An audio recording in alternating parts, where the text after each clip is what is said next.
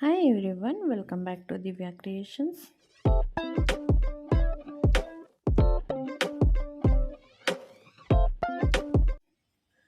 ನಾನಿವತ್ತೊಂದು ಬೇಗ ಒಂದು 2 ಅವರ್ಸಲ್ಲಿ ಹಾಕುವಂಥ ಒಂದು ಡಿಸೈನ್ನ ಹಾಕ್ತಾಯಿದ್ದೀನಿ. ತುಂಬ ಈಸಿಯಾಗಿ ಹಾಕ್ಬೋದು. ಫಸ್ಟಿಗೆ ನಾನಿಲ್ಲಿ 2 ಸಲ ಲಾಕ್ ಮಾಡ್ಕೊಳ್ತೀನಿ. 2 ಸಲ ಲಾಕ್ ಆದಮೇಲೆ ಒಂದು ಚೈನ್ ಹಾಕ್ಕೊಳ್ತೀನಿ.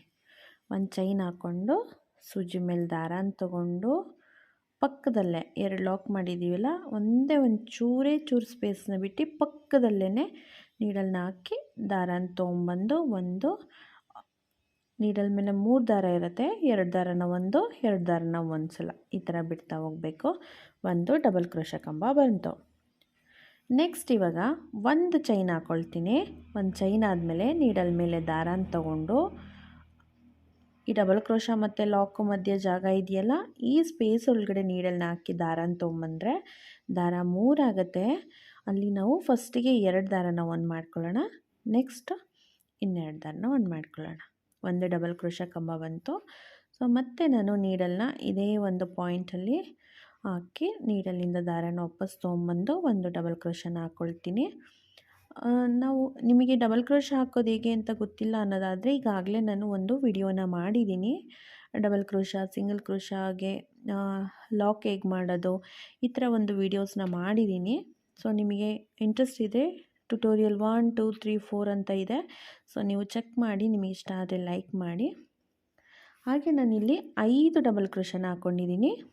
ನೋಡಿ, ಇಲ್ಲಿ 5 ಡಬಲ್ ಕ್ರೋಶ ಆದಮೇಲೆ ಮತ್ತೆ ನಾನು ಸೂಜಿ ಮೇಲೆ ದಾರಾನ ತೊಗೊಂಡು ಸ್ಲ್ಯಾಂಟಾಗಿ ಯಾವ ಡಿಸ್ಟೆನ್ಸಿಗೆ ಬರುತ್ತೋ ಅಲ್ಲಿಗೆ ಇದನ್ನು ಡಬಲ್ ಕ್ರೋಶದಿಂದ ಲಾಕ್ ಮಾಡ್ಕೊಳ್ಳೋಣ. ನೋಡಿ, ಈ ಥರ ಡಬಲ್ ಕ್ರೋಶ.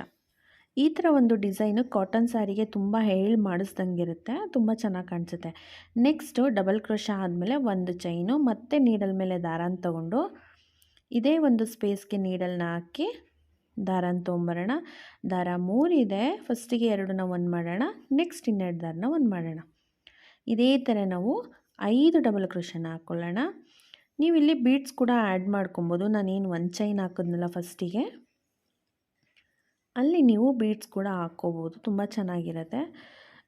ಇದೊಂದು ಸ್ಲ್ಯಾಂಟಿಂಗ್ ಆರ್ಚ್ ಅಂತಲೇ ಹೇಳ್ಬೋದು. ತುಂಬ ಚಿಕ್ಕದಾಗಿ ಬರುತ್ತೆ ಡಿಸೈನ್ ಇದು. ನೋಡಿ, 5 ಡಬಲ್ ಕ್ರೋಶ ಆದಮೇಲೆ ಸೂಜಿ ಮೇಲೆ ದಾರಾನ ತೊಗೊಂಡು ಸ್ವಲ್ಪ ಸ್ಪೇಸ್ ಸ್ಲ್ಯಾಂಟಾಗಿ ಯಾವ ಡಿಸ್ಟೆನ್ಸಿಗೆ ಬರುತ್ತೋ ಅಲ್ಲಿಗೆ ಇದನ್ನು ಡಬಲ್ ಕ್ರೋಶದಿಂದ ಲಾಕ್ ಮಾಡ್ಕೊಳ್ಳೋಣ. ನೋಡಿ, 2 ದಾರನ ಒಂದು ಮಾಡ್ತಾ ಹೋಗೋಣ. ನೋಡಿ, ಈ ಥರ ಡಬಲ್ ಕ್ರೋಶ ಕಂಬ ಬಂತು. ನೆಕ್ಸ್ಟು ಒಂದು ಚೈನ್ ಹಾಕ್ಕೊಳ್ಳೋಣ. ನೆಕ್ಸ್ಟು ಸೂಜಿ ಮೇಲೆ ದಾರಾನ ತೊಗೊಂಡು ಇದೇ ಒಂದು ಸ್ಪೇಸ್ಗೆ ನೀಡಲ್ನ ಹಾಕಿ ದಾರಾನ ತೊಗೊಂಬರೋಣ. ಫಸ್ಟಿಗೆ 2 ದಾರನ ಒಂದು ಮಾಡೋಣ, ನೆಕ್ಸ್ಟ್ ಇನ್ನೆರಡು ದಾರನ ಒಂದು ಮಾಡೋಣ. ಸೊ ಇದೇ ಥರ ಡಬಲ್ ಕ್ರೋಶನ ಹಾಕ್ತಾ ಹೋಗಬೇಕು. ತುಂಬ ಚೆನ್ನಾಗಿ ಬರುತ್ತೆ ಡಿಸೈನ್. ಇದು ಸ್ಲ್ಯಾಂಟಿಂಗ್ ಆರ್ಚು, ತುಂಬ ಈಸಿಯಾಗಿದೆ ಡಿಸೈನು. ಬಿಗಿನರ್ಸ್ ಕೂಡ ಟ್ರೈ ಮಾಡ್ಬೋದು, ಅಂಥ ಒಳ್ಳೆ ಡಿಸೈನ್ ಇದು.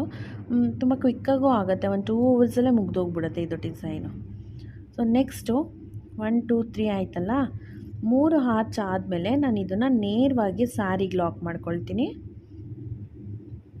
ನೋಡಿ, ಈ ಥರ ಇದಾದಮೇಲೆ ಸ್ಯಾರಿಗೆ ಒಂದು ಸಲ ಲಾಕ್ ಮಾಡ್ಕೊಳ್ತೀನಿ. ಲಾಕ್ ಆದಮೇಲೆ 1 2 3 4 5 5 ಚೈನ್ ಹಾಕ್ಕೊಳ್ತೀನಿ. 4ರಿಂದ 5 ಚೈನ್ ಹಾಕ್ಕೋಬೋದು. ಸೊ ನಾನಿಲ್ಲ 5 ಚೈನ್ ಹಾಕ್ಕೊಂಡು ಸ್ಯಾರಿಗಿದು ಲಾಕ್ ಮಾಡ್ಕೊಳ್ತಾ ಇದ್ದೀನಿ. ಈಗ ನಾನು ಪಕ್ಕದಲ್ಲಿ ಇನ್ನೂ ಒಂದು ಲಾಕ್ನ ಮಾಡ್ಕೊಳ್ತೀನಿ. ಸೊ ನೋಡಿ, ಈ ಥರ ಒಂದು ಲಾಕು 2 ಟೈಮ್ಸ್ ಲಾಕ್ ಮಾಡ್ಕೊಂಡಿದ್ದೀನಿ. ನೆಕ್ಸ್ಟು 1 2 3 4 5 ಮತ್ತೆ 5 ಚೈನ್ ಹಾಕ್ಕೊಳ್ತೀನಿ. 5 ಚೈನ್ ಹಾಕ್ಕೊಂಡು ಇದನ್ನು ಯಾವ ಡಿಸ್ಟೆನ್ಸಿಗೆ ಬರುತ್ತೋ ಅಲ್ಲಿಗೆ ಸ್ಯಾರಿಗೆ ಲಾಕ್ ಮಾಡ್ಕೊಳ್ಳೋಣ. ಸೊ ನೋಡಿ, ಈ ಥರ ಬರುತ್ತೆ. ನೆಕ್ಸ್ಟು 1 2 2 ಚೈನ್ ಹಾಕ್ಕೊಳ್ಳೋಣ. 2 ಚೈನ್ ಹಾಕ್ಕೊಂಡು ಸೂಜಿ ಮೇಲೆ ದಾರಾನ ತೊಗೊಂಡು ಪಕ್ಕದಲ್ಲೇ ನೀಡಲ್ನ ಹಾಕಿ ದಾರಾನ ತೊಗೊಂಬರೋಣ. ಫಸ್ಟಿಗೆ 2 ದಾರನ ಒಂದು ಮಾಡೋಣ, ನೆಕ್ಸ್ಟು ಇನ್ನೆರಡು ದಾರನ ಒಂದು ಮಾಡೋಣ. ಒಂದು ಡಬಲ್ ಕ್ರೋಶ ಕಂಬ ಬಂತಲ್ವ, ಅಗೈನ್ ನಾನು ಒಂದು ಚೈನ್ ಹಾಕ್ಕೊಳ್ತೀನಿ. ಒಂದು ಚೈನ್ ಹಾಕ್ಕೊಂಡು ಸೂಜಿ ಮೇಲೆ ದಾರಾನ ತೊಗೊಂಡು ಇದ್ರ ಒಳಗಡೆ ನಾವು 5 ಡಬಲ್ ಕ್ರೋಶನ ಹಾಕ್ಕೊಳ್ಳೋಣ. ನೀವಿಲ್ಲಿ ಡಬಲ್ ಕ್ರೋಶಾ ಬದಲಿಗೆ ಟ್ರಿಬಲ್ ಕ್ರೋಶಾ ಕೂಡ ಹಾಕ್ಕೋಬೋದು, ಹಾಫ್ ಡಬಲ್ ಕ್ರೋಶಾ ಕೂಡ ಹಾಕ್ಕೋಬೋದು, ತುಂಬ ಚೆನ್ನಾಗಿ ಬರುತ್ತೆ. ಸೊ ನಾನಿಲ್ಲಿ 3 ಆರ್ಚ್ ಆದಮೇಲೆ 2 ಕುಚ್ಚನ್ನ ಹಾಕ್ಕೊಳ್ತಾ ಇದ್ದೀನಿ. ನೀವು 3 ಆರ್ಚ್ ಆದಮೇಲೆ 1 ಕುಚ್ಚು ಹಾಕ್ಕೋಬೋದು, 4 ಆರ್ಚ್ ಆದಮೇಲೆ 1 ಕುಚ್ಚು ಹಾಕ್ಕೋಬೋದು. ಆ ಥರ ಹಾಕ್ಕೊಂಡ್ರೆ ತುಂಬ ಚೆನ್ನಾಗಿರುತ್ತೆ. ನೀವು ಟ್ರಿಬಲ್ ಕ್ರೋಶಾ ಹಾಕ್ಕೊಂಡ್ರೆ ಡಬಲ್ ಕ್ರೋಶಾ ಇರೋ ಕಡೆ ಇನ್ನೂ ದೊಡ್ಡದಾಗಿ ಬರುತ್ತೆ ಡಿಸೈನು.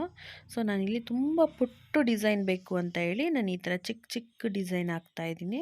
ಇದೊಂದು ಕಾಟನ್ ಸ್ಯಾರಿಗೆ ಹಾಕ್ತಾ ಇರೋದ್ರಿಂದ ಕಾಟನ್ ಸ್ಯಾರಿಗಂತೂ ತುಂಬಾ ಚೆನ್ನಾಗಿ ಕಾಣಿಸುತ್ತೆ ಈ ಥರ ಒಂದು slanting arch design. Without bead ನಾನು ಹಾಕ್ತಾಯಿದ್ದೀನಿ, ಯಾವುದೇ ಬೀಡ್ಸ್ನ ನಾನು ಹಾಕ್ತಾಯಿಲ್ಲ ಇಲ್ಲಿ.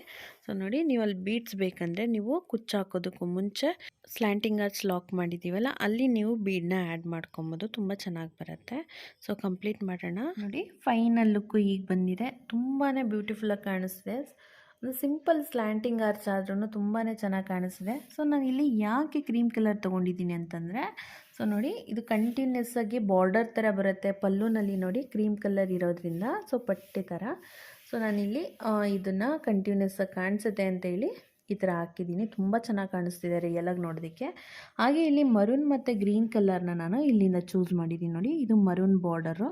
ಸೊ ಗ್ರೀನ್ ಕಲರಿಂದ ಇಲ್ಲಿ ಜಾಮೆಟ್ರಿಕ್ ಡಿಸೈನ್ ಬಂದಿದೆ, ತುಂಬ ಚೆನ್ನಾಗಿದೆ ಆ್ಯಕ್ಚುಲಿ. ಸೊ ಇದು ಬಂದು ರೆಡ್ ಕಲರು, ಇದು ಬಂದು ನೆವಿ ಬ್ಲೂ. ನಾನು ನೆವಿ ಬ್ಲೂನ ಇಲ್ಲಿ ಹಾಕ್ಕೊಂಡಿಲ್ಲ, ಬಿಕಾಸ್ ಇದು ನಾವು ಪಲ್ಲುನ ಹಾಕ್ಕೊಂಡಾಗ ಕಾಟನ್ ಸ್ಯಾರಿ ಇದು, ಇದರ ಪಲ್ಲುನ ನಾವು ಪ್ಲೀಟ್ಸ್ ಮಾಡಿ ಹಾಕ್ಕೊಂಡಾಗ ಇದ್ರ ಮೇಲೆ ಕೂದಿರುತ್ತಲ್ಲ ಬ್ಯಾಕ್ ಸೈಡು, ಸೊ ಆವಾಗ ನೆವಿ ಬ್ಲೂ ಹೈಲೈಟ್ ಆಗೋದಿಲ್ಲ. ಅದಕ್ಕೆ ನಾನು ಬಾರ್ಡರ್ ಕಲರ್ ಏನಿದೆ ಅದನ್ನು ಚೂಸ್ ಮಾಡಿದ್ದೀನಿ. ಸೊ ನೀವು ಯಾವುದಾದ್ರೂ ಈ ಥರ ಮಲ್ಟಿ ಕಲರ್ ಇದ್ದರೆ ಸ್ಯಾರಿನಲ್ಲಿ ಈ ಥರ ಚೂಸ್ ಮಾಡಿಕೊಂಡ್ರೆ ತುಂಬಾ ಚೆನ್ನಾಗಿ ಕಾಣಿಸುತ್ತೆ. ತುಂಬ ಡಿಫ್ರೆಂಟ್ ಒಂದು ಫ್ಯಾನ್ಸಿ ಲುಕ್ಕೇ ಕೊಡುತ್ತೆ ಅಂತಲೇ ಹೇಳ್ಬೋದು. ಇದು ಒಂದು ಟಿಪ್ಸ್ ಅಂತಲೇ ತೊಗೊಳ್ಳಿ, ತುಂಬ ಚೆನ್ನಾಗಿ ಕಾಂಬಿನೇಷನ್ ಮಾಡ್ಬೋದು. ಈವನ್ ಯೆಲ್ಲೋ ಕಲರ್ ಕೂಡ ಹಾಕ್ಬೋದಾಗಿತ್ತು. ಇದರಲ್ಲಿ ಈ ವೈಟ್ ಕಲರ್ ಹಾಕಿದ್ದೀನಲ್ಲ, ಇಲ್ಲಿ ಯೆಲ್ಲೋ ಕಲರ್ ಹಾಕಿದ್ರೂ ತುಂಬಾ ಚೆನ್ನಾಗಿ ಕಾಣಿಸ್ತಾ ಇತ್ತು. ಬಟ್ ನನಗೆ ಯೆಲ್ಲೋ ಕಲರ್ ಅದಕ್ಕೆ ಎಕ್ಸಾಕ್ಟ್ ಕಲರ್ ನಂಗೆ ಸಿಕ್ಕಿಲ್ಲ. ಸೊ ಅದಕ್ಕೆ ನಾನು ಈ ಕ್ರೀಮ್ ಕಲರಲ್ಲಿ ಮಾಡಿದ್ದೀನಿ, ತುಂಬ ಚೆನ್ನಾಗಿ ಕಾಣಿಸಿದೆ. ಇದಕ್ಕೆ ನೀವು ಬೀಡ್ಸ್ ಆ್ಯಡ್ ಮಾಡಿದ್ರೂ ಇನ್ನೂ ತುಂಬಾ ಗ್ರ್ಯಾಂಡಾಗಿ ಬರುತ್ತೆ. ಈ ಡಿಸೈನ್ ನಿಮ್ಮೆಲ್ಲರಿಗೂ ಇಷ್ಟ ಆಗಿದೆ ಅಂತ ಅಂದ್ಕೊಳ್ತೀನಿ. ಇಷ್ಟ ಆಗಿದ್ದರೆ ಪ್ಲೀಸ್ ಲೈಕ್ ಮಾಡಿ. ಇಷ್ಟ ಆಗಿದರೆ ಮಾತ್ರನೇ ಲೈಕ್ ಮಾಡಿ. ಹಾಗೆ ನಿಮಗೆ ಇನ್ನೂ ಹೊಸ ಹೊಸ ಡಿಸೈನ್ಸ್ನ ಅಪ್ಲೋಡ್ ಮಾಡ್ತಾ ಇರ್ತೀನಿ. ಹಾಗೆ ಸಬ್ಸ್ಕ್ರೈಬ್ ಮಾಡ್ಕೊಳ್ದಿರ ನೋಡ್ತಿದ್ರೆ ಪ್ಲೀಸ್ ಡೂ ಸಬ್ಸ್ಕ್ರೈಬ್. ಹಾಗೆ ನಾನು ನೆಕ್ಸ್ಟ್ ಇನ್ನೂ ಒಂದು ಬ್ಯೂಟಿಫುಲ್ ಡಿಸೈನ್ ಜೊತೆಗೆ ಸಿಗ್ತೀನಿ. ಅಲ್ಲಿವರೆಗೂ thank you so much for watching. Bye.